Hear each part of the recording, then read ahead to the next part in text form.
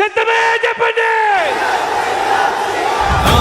భగ భగ చావే ఎదురుగా అయినా అదరని ధైర్యంలా, లక్ష్యం మరువక పంతం విడువక యుద్ధం గెలిచెను సైన్యంలా, కార్యకర్తల త్యాగాలే మన గెలుపుకి. దుష్ట చతుష్టయం బాణాలకు బలి కావడానికి, తల వంచడానికి ఇక్కడ ఉన్నది అభిమన్యుడు కాదు, ఇక్కడ ఉన్నది అర్జునుడు.